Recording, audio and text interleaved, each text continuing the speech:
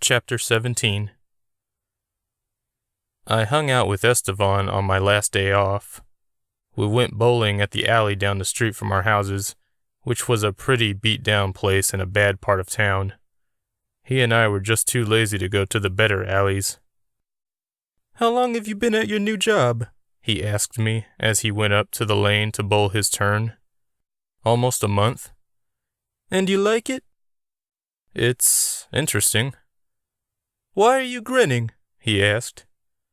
I didn't realize I was grinning until he said something. "I've met crazy people. It's the most interesting job I've ever had."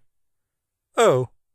He bowled, getting a strike, his third in a row, a turkey. "Are they hiring? I'm thinking about quitting my job." "Why?" I asked. I couldn't imagine him working with me on the island, especially after what happened to his grandpa. "I hate my job.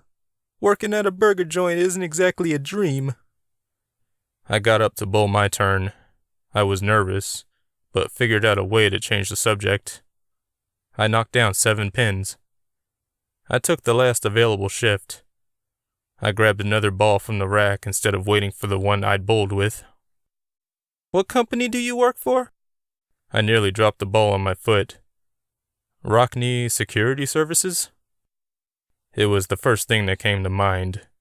Even though I got my first paycheck last week, I didn't work for an official company. I knocked down the remaining 3 pins and turned around. Estevan was staring at me. "My grandpa said he was going to work for a man named Rockney." My eyes grew wide. "Really?" He nodded, still staring at me. "He said he met a guy in Dallas named Rockney who offered him a job. A week later, he was found dead near that train you take to work every day." The pins were reset, but Estevan didn't take his turn. "What do you mean he was found near there?" I asked. "He was found on a bench, dead." Found on a bench? I'd been told he died on the way to the island, and I assumed on the train itself. Did someone bring him back and then leave him on that bench? I couldn't imagine Rockney or Ernie doing that to him. That was just wrong. "Do you work for the same company my grandpa did?" Estevan finally asked.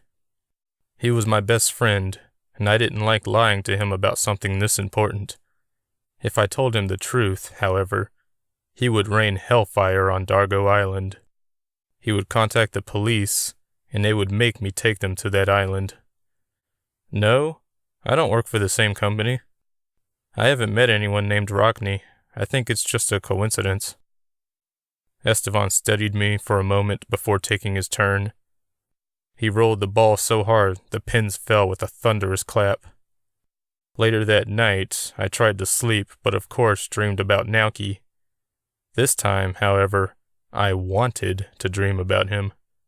I'd taken off the necklace on purpose so I could speak to the nature demon. I was standing in the middle of the village. The sky was red and menacing, and the ocean's waves towered over me. They surrounded me, just waiting to crash down and wash this neighborhood away. The setting of the meeting wasn't the only thing that was different. Estevan appeared in front of me. At least, I thought it was him. Then he spoke. "Your friend isn't happy with you," he said in Nauki's voice. "How do you know about that?" He laughed. "I've seen a great many things lately, thanks to you. I now know where the island is." "I know. You killed an innocent man in order to do that." I was angry. "Rockney killed that man, not me." "It doesn't matter. He told me you would forget where the island is because you're still weak." Nauki shook his head slowly. "That's what he thinks, but he doesn't know me as well as he likes to claim." "I know what you want," I said.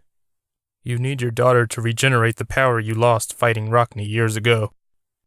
Nauki did something I didn't expect. He said, "What?" "Rockney told me everything." He looked even more confused than he did a moment ago. "And how could my daughter possibly help me regain my strength?" I don't know how you guys work, I said. Magic or something? Do you always blindly believe everything someone tells you? I don't believe anything you tell me. Does that answer your question? Naoki chuckled. That's a start, but I'm not the villain in this story. I shook my head. Why do you want Astrid?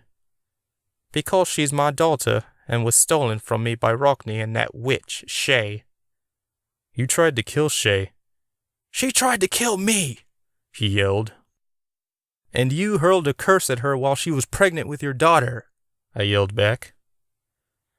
Naoki looked sad now, the anger draining from him quickly. That was a mistake, he said quietly. I didn't even know she was pregnant at the time. I didn't know what to do with this information. The more I heard, the more I questioned everything I thought I knew about everyone I'd met recently. In a moment of vulnerability, I told Naoki this and hoped it wasn't a mistake. He spread his hands. That's the way life works, my friend. You'll have to trust your instincts. When you finally make a decision, I hope you will help me set things right.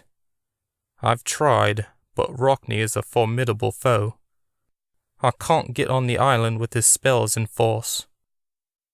Is Astrid being held against her will on that island? I asked. If she's with Rockney and Shay, then yes. I'll have to think about all this, I said. If I find out you're telling the truth, I'll help you. Sounds fair enough, but know this. He paused. If Rockney finds out you're going against him, he won't hesitate to kill you. Why would he want to hide Astrid from you? I asked. I think there may be some truth in what he told you about her, that she's a means to an end, just not for my end. Naoki/Estevan backed away just as the waves crashed down on me.